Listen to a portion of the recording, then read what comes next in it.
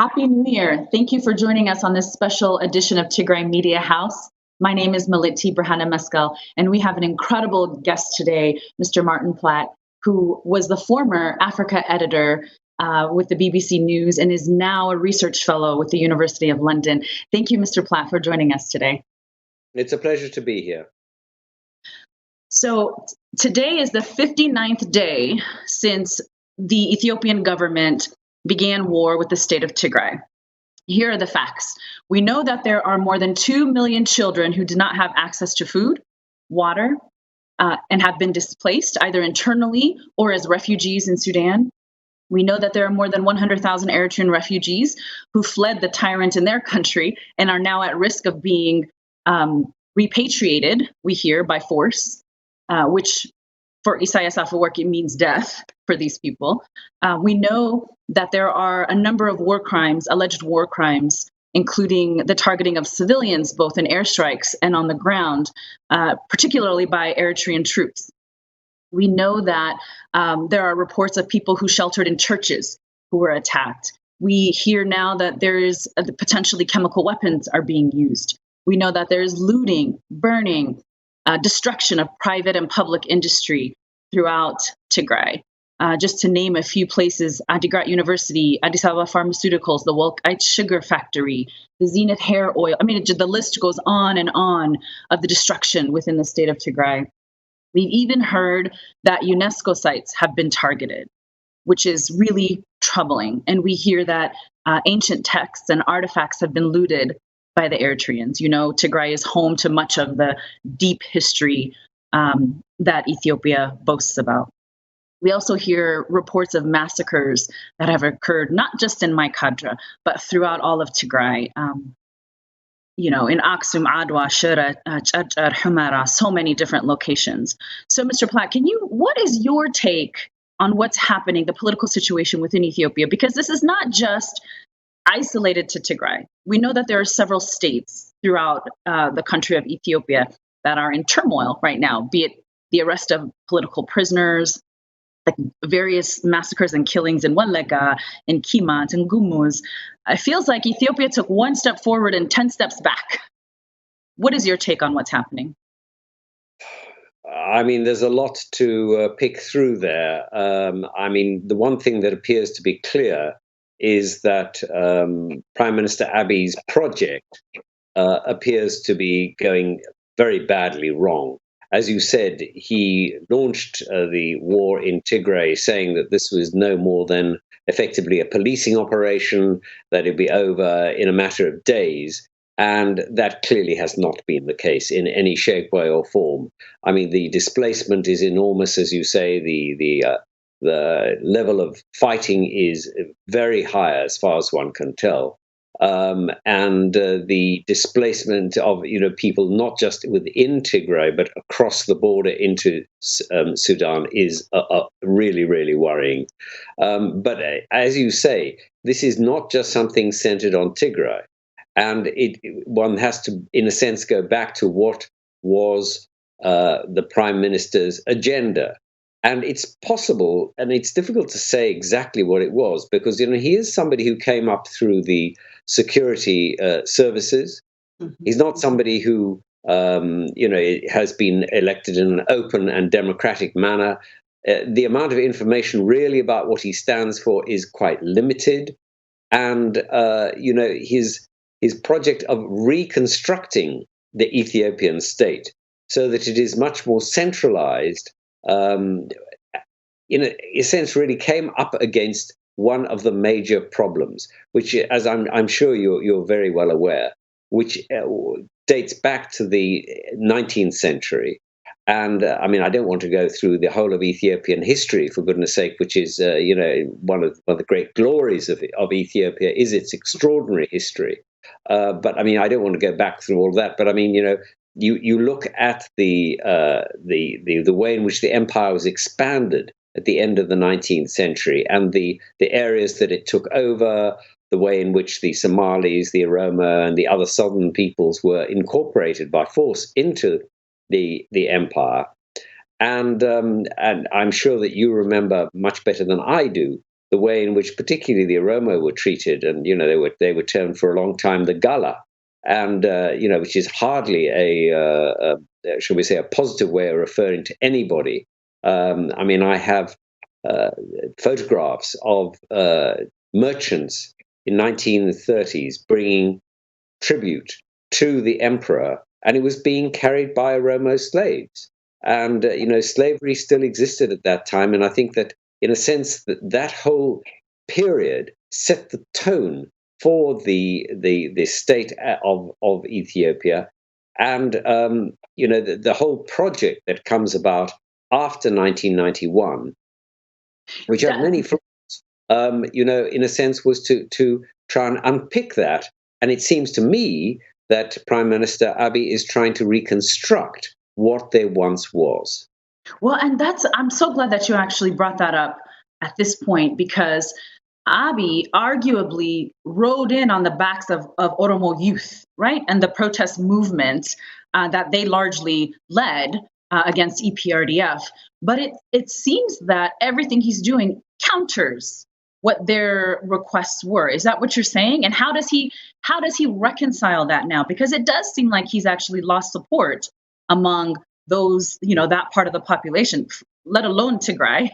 But it seems like he's lost support among that population of the Oromo youth, and instead is sort of riding on the backs of these predominantly, I would say, Amara nationalists. Yeah, exactly. I think that is exactly what appears to be happening. And, it is, of course, that has also driven him into a particularly difficult position.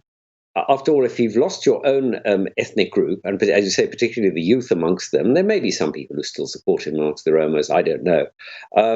But if you've lost the majority support, then where can he turn to?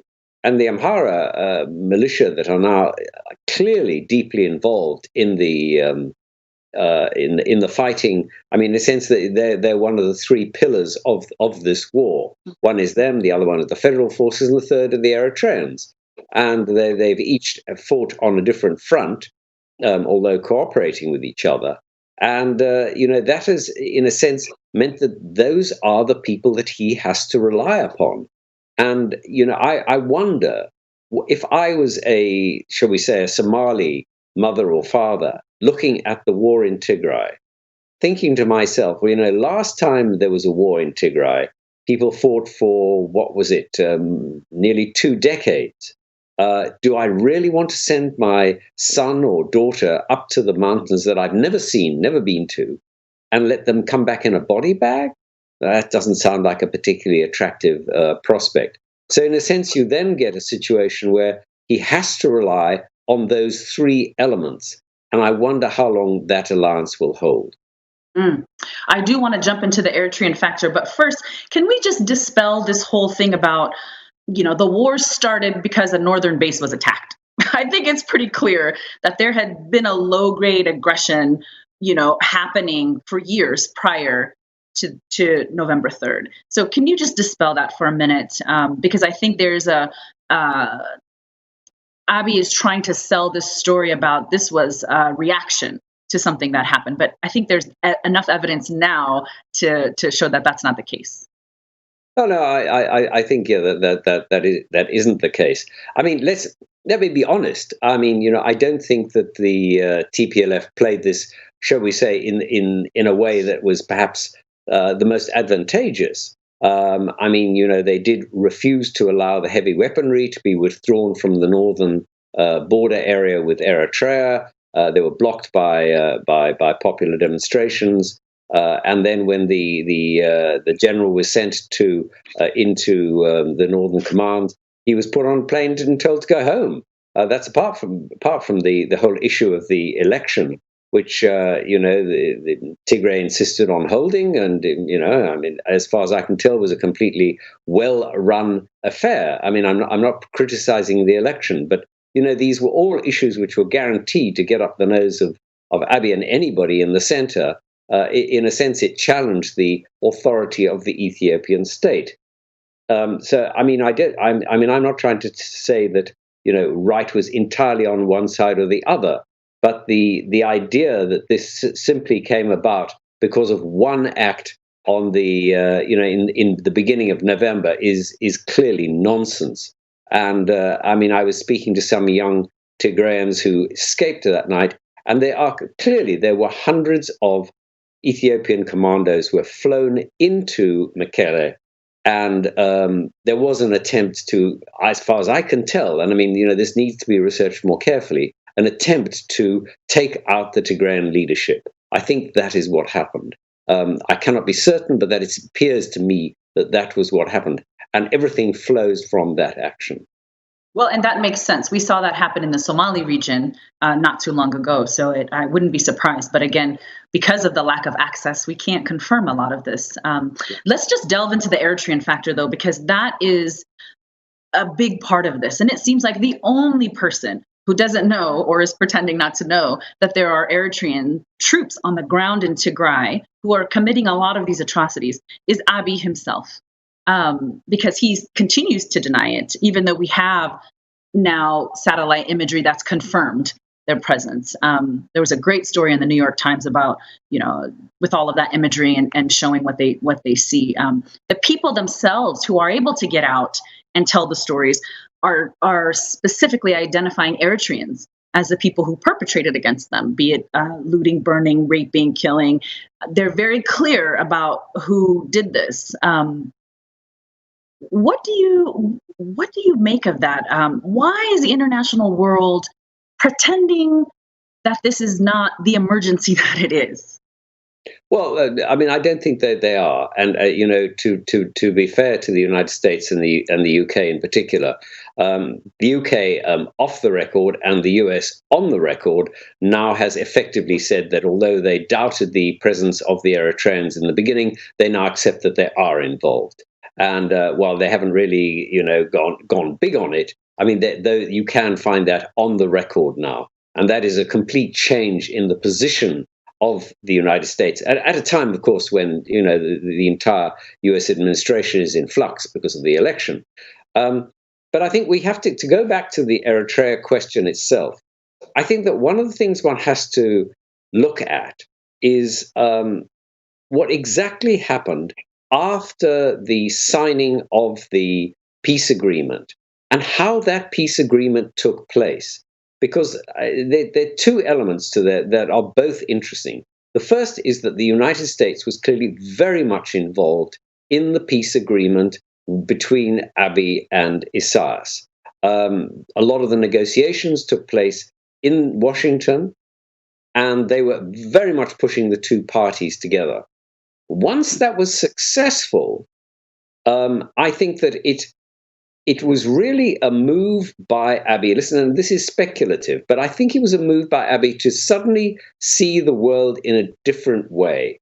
And he suddenly saw that he really, from his point of view and from the point of view of President Isaias, it was Tigray that was the issue. And it was the Tigrayan leadership that he wanted to eliminate at all costs. And the President Isaias has, for, I don't know, going back to the 1970s, and the offensive, I think it was the Red Star offensive, in which the Tigrayan, the TPLF troops were involved against the wishes of the TPLF. These were volunteers who were being trained, and many of them died in the defense of Nakfa. And ever since then, there's been this deep rift between the TPLF and the EPLF. And there were many bitter elements to that, and we can go into them if you want to. But I mean, that is where the origin of all this problem comes about. And it essentially comes down to one simple issue. Who is the major player in the Horn? Isaias, despite the fact that he comes from a country which has only, 3 or 4 million people, and is tiny by comparison with Ethiopia, has always seen himself as the major player.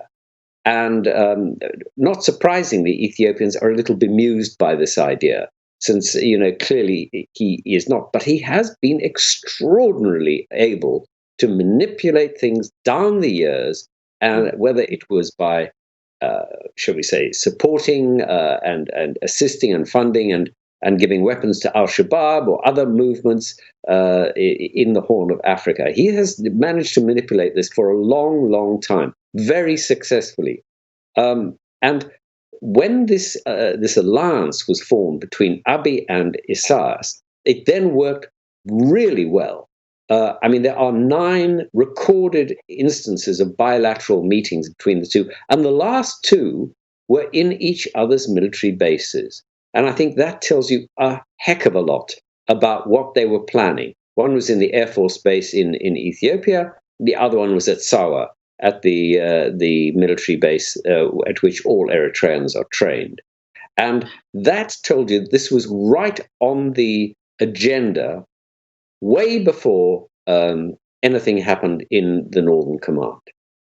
You know, what's interesting about that is, well, number one, we've never seen the details of that peace agreement. So we don't, in terms of Ethiopians and the world in general, we don't know what was negotiated in that agreement. I think that's crucial and important to point out. The other thing is, Eritrea is the North Korea of Africa. We know that Isaias is a pariah and thrives on the conflict in the Horn of Africa. Why was the U.S. pushing for a normalization to normalize the relationship with Eritrea? What was the motive there? And what does Isaias gain other than maybe personal enjoyment with destroying the state of Tigray? Well, there's 2 very different questions, so let's treat them separately. I think for the United States, they have really one issue, which is, and always has been, the issue of strategic stability within the Horn of Africa, partly because of its strategic location on the Red Sea and opposite Saudi Arabia. And they are really, really keen to prevent Islamism of the kind of Al-Shabaab, Al-Qaeda getting a hold in the area. And to that end, the dispute between Eritrea and Ethiopia, which after all went back to the 1998-2000 border war, if not earlier, was just an irritant and something that was getting in the way of 2 of their strategic partners working together for the stability of the Horn. So there was a lot to be achieved if they could get rid of this. And there wasn't much really between the 2 of them, for goodness sake. So why not get it out of the way? And they worked hard to make that happen. And they were successful. So I think that explains their position. Sorry, the second question you asked me was? What does Isaias have to gain by the destruction of Tigray, other than personal fulfillment? Well, do not underestimate that. I mean, he absolutely loathes the Tigrayan leadership. And it goes back to these events that happened in the 1970s, 1980s. They had very different views on how to see the world. I mean, let's not forget that TPLF at one time was not only Maoist, but pro-Albania.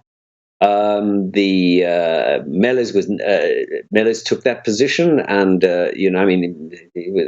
somebody I spoke to on a number of occasions. He was one of the most brilliant men I ever came across, but I must say I never quite understood that point of view.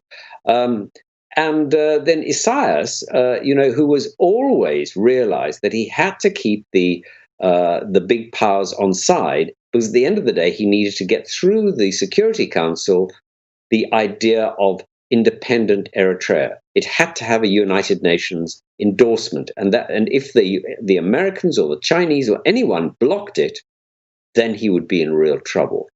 And for those reasons, he always, although after all the vast quantities of military aid was going into Addis Ababa during the war first against the Somalis and then against the Eritreans, he always tried to keep his lines open to the Soviets, which was frankly a good idea. And while as the TPLF didn't take that position, there were also questions of whether you should hold territory or whether you should fight a guerrilla campaign. There were questions of the rights of nationalities to in self-government and independence. All of these questions were really difficult ones for the 2 movements to resolve. And in the end, they did not. And for that reason, and because the Tigrayans were not prepared to, frankly, shall we say, bow down before Isaias and the EPLF, he hated them. Mm. So what happens now in relation to Eritrea? Now we know, and various governments are saying the Eritreans are there. They're asking them to leave. We know this is not happening yet. We know they're still there. So what now? Do you go back to isolating Eritrea? Do you re-sanction the country again? I mean, what tools do we have now? What do you expect, and what have you seen happening to force the Eritreans out of Ethiopia? Because the Ethiopian government's not going to do it. They say he's not there. They say they're not there. So what do you see happening in response to this now on a global level, if anything? Well, first of all, I don't have a crystal ball, so I have no idea what the future is going to be. I mean, we can only look at trends. And I think there's one interesting point which people tend to ignore. I don't know if you remember, but the French, when they visited Ethiopia and when there were bilateral relations, they promised to restore the Ethiopian Navy. And they didn't mean on Lake Tana. So where were you going to have that Navy? And really, I think that it gave you an indication that there were already discussions going on about the use of Eritrean ports of Assab and Massawa, which, after all, in the imperial days, were exactly where the Ethiopian Navy was. And I think going back a long way, there was already an idea that perhaps there would be some kind of federal structure between Eritrea and Ethiopia. And perhaps that is one of the ideas that was kind of underlying the whole of the relationship and the peace agreement, as you say, which has never been published. We've never seen any of the details. We don't know what is being discussed. But there's also the issue of the phosphates, which straddle the border. And there is the plan by Dankalia, the Australian and Chinese company, to mine those phosphates, which have a 200-year life. And it's in the Afar region, but it is in both Eritrea and in Ethiopia. And it would make much more sense to work it on both sides of the border. So there are a lot of issues there where you can see that the countries could work together. And from President Isaias's point of view, if the Tigrayans were no longer the thorn in his flesh, well, why not have some kind of federal structure? And the brackets in all of that is with President Isaias pulling the strings. How this is a guess, huh? Yeah, None of this can be absolutely nailed down because, as you say, if you're dealing with one of the states being as untransparent as North Korea, well, it's tough. How are the other leaders in the Horn of Africa responding? We know that there are some border issues with Sudan. We know that the prime minister came into Addis and allegedly left within a few hours. So you can only assume that it was a contentious meeting. Not allegedly, he did. Yes, right. So how is Sudan, what role is Sudan playing in this now? And how does that impact, Abiy's operation in Ethiopia? Well, the Sudanese are the key to in a sense, to this whole conflict. I traveled through Sudan into Eritrea, and I knew Eritrea a lot better than I did Tigray or Ethiopia in the 1980s when I went. I went twice during the war from Port Sudan into Eritrea and saw what the Eritreans were capable of doing, and I went right up to. I remember looking down at Keren when it was under Ethiopian control, and the heavy artillery was firing up at trenches that we were in.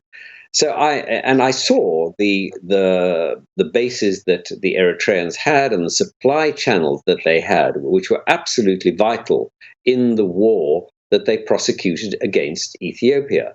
And I presume that the Tigrayans had exactly the same. And beyond that, of course, especially during the 84-85 famine, which was appalling famine, aid flowed in through Sudan. Now, if this is going to be another, shall we say, 10-year, 20-year war, then Tigray will desperately require exactly the same access to Sudan.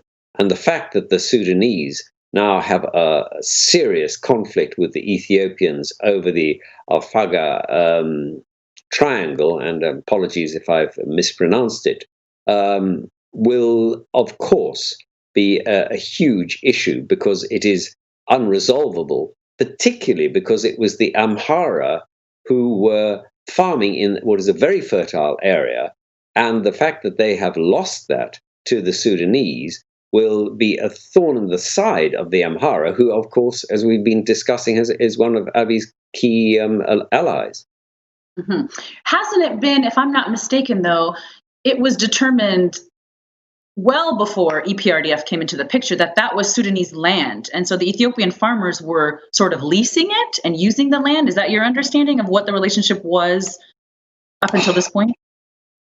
If you want to read the 1901, 1901 and 1902 treaties between the Italians, the British, the Egyptians, and Emperor Menelik, I wish you luck. There's never been absolute clarity on it, and I think let's say it's disputed territory. So I want to go to Egypt in a second, but so do you see Sudan and Ethiopia having an adversarial relationship at this point, or how would you describe their relationship? Yeah, absolutely. Clearly, I mean, the Ethiopian army just has been pushed out of. They were pulled out of the area to go and fight in Tigray, and the Sudanese have now put their own military in it. They now have taken the area, which was, as you say, for many years under Amhara farmers, and was controlled by the Ethiopian military and by militia. Well, it's changed hands, and the Ethiopian state is not going to be happy about it. I mean, how far that's going to go, we'll let's see.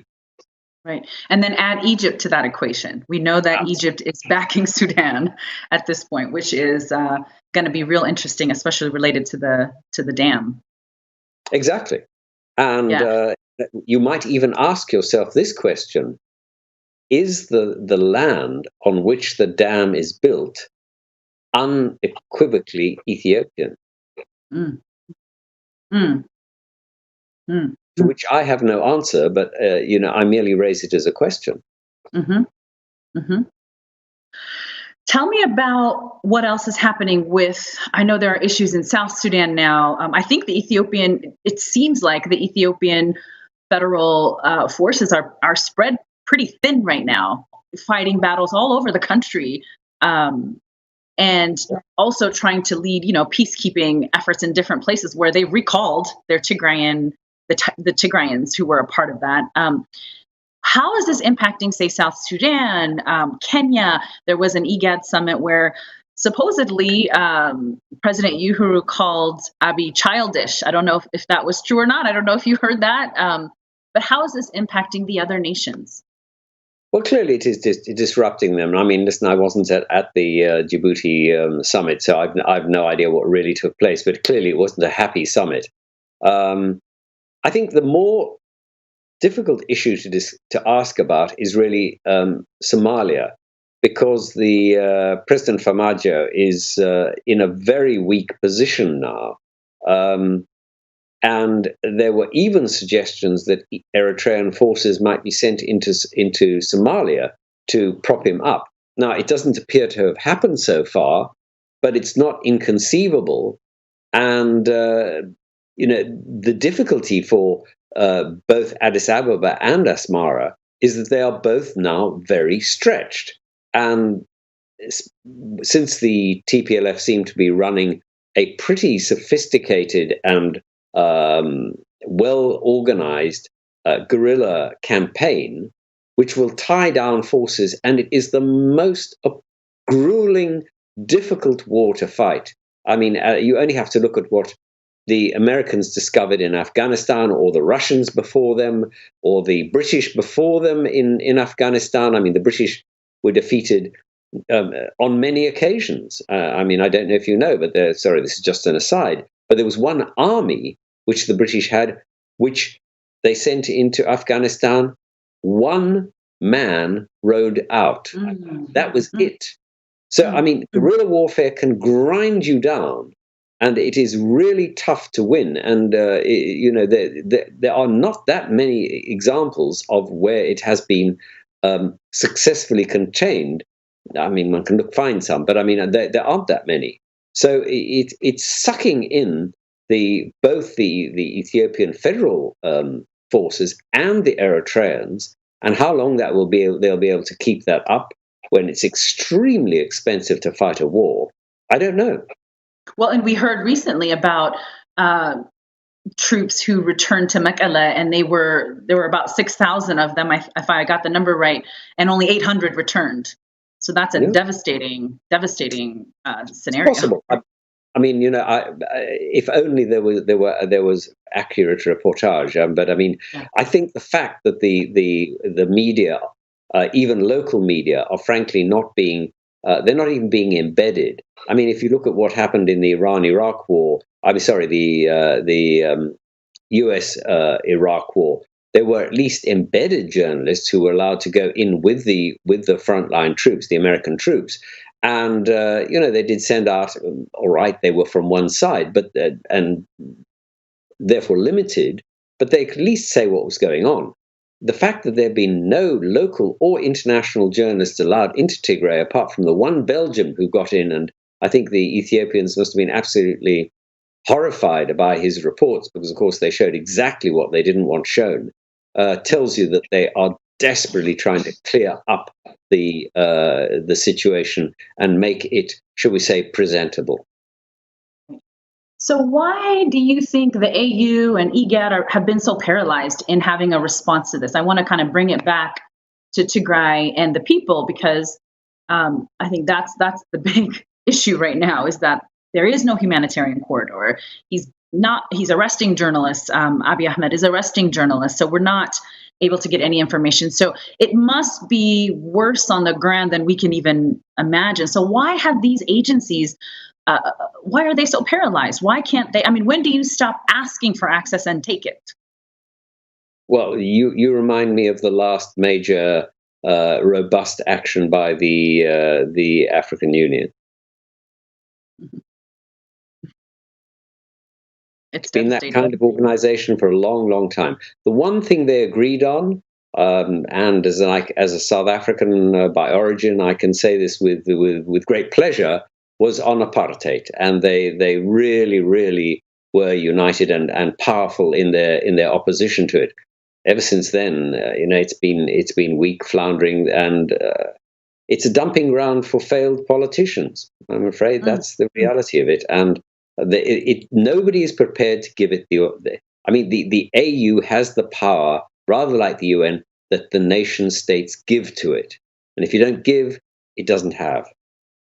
Wow, a dumping ground for failed politicians. It's true. I hear you. So the law and order operation hasn't even achieved its basic mission, which was to arrest. I thought it was 12, but then the number went to 74, and the number keeps changing. But they haven't even accomplished that. There's even a reward out now for locals, for Tigrayans who are willing, or I guess anyone who's willing to turn in these so-called wanted leaders. It seems like it would have been nice to offer that on the front end and not on the back end after devastating a whole state of people. There was a really great article about questioning the legitimacy of Abiy now. What do you think of that? Do you think that obviously getting the Nobel Peace Prize just automatically, I think, gave Abiy a type of legitimacy he may not have had, and a little bit more room than he may not have had otherwise? Do you think that externally his legitimacy is being questioned, and internally? I, for one, following Ethiopian Twitter, am seeing even some non-Tigrayans now who are starting to speak up and go, uh-oh, maybe we misjudge this. Something isn't right here. They're not maybe as forthright as they could be with what's happening. But what do you make of his situation? Obviously, he's unelected. He was never elected. It was a backroom deal, and he was appointed. He's postponed the elections at least 4 times now. Supposedly, they're going to happen in June. What do you make of his legitimacy now inside the country and outside the country? Well, I think he's taken a huge hit. I would hate to pontificate about his support inside the country. I think we need to see that. But outside the country, I think he has been really lost prestige. Everyone was enormously enthusiastic about him. As you say, he won the Nobel Peace Prize, but then, quite frankly, so did Aung San Suu Kyi, and the gloss went off her. Another one of the great winners of the Nobel Peace Prize was Henry Kissinger for Vietnam. And that went on for years afterwards. So I'm afraid the Nobel Peace Committee has some explaining to do, and not just because of Prime Minister Abiy. And, people have raised this. They've asked that the committee should withdraw the prize. There is no precedent for doing that. So I don't think it'll happen. But the gloss has come off Mr. Abiy, and I think that it will be difficult for him to reinstate his position in the eyes of the rest of the world, especially when he's not allowing humanitarian access and the access of the journalists and the international community to the war front. Last question, and then I'll let you close out. What should we be watching for now? What are some key indicators or key things that you're watching and paying attention to for to project a change in what's happening in the area? What are the main things that you're watching and waiting for at this point? Well, I think 2 things. The first is, and it's been noticeable that the Tigrayan leadership, after being, very vocal in the first few weeks, have become less so. And perhaps you pick them up, but I don't sense that they have really projected themselves in the way that they did initially. And I ask myself why. So I would, that would be interesting to hear. And I think that the second thing is look at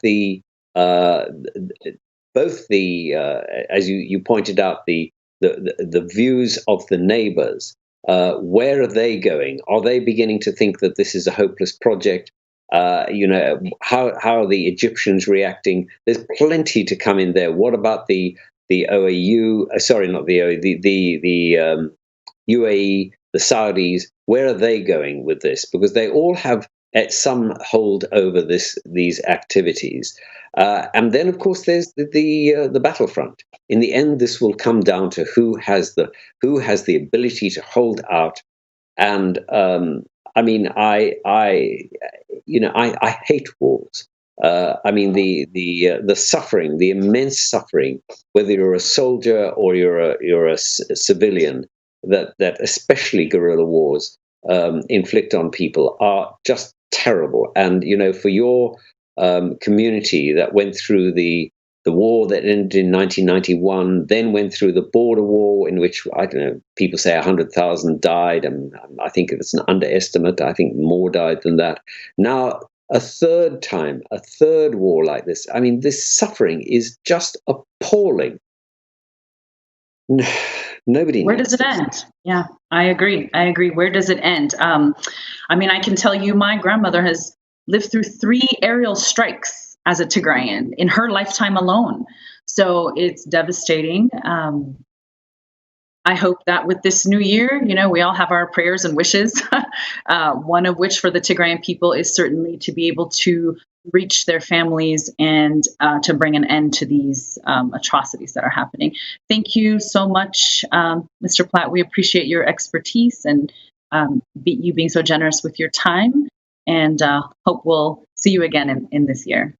It's a pleasure to be with you, and as I say, I wish we were meeting under better circumstances. Thank you.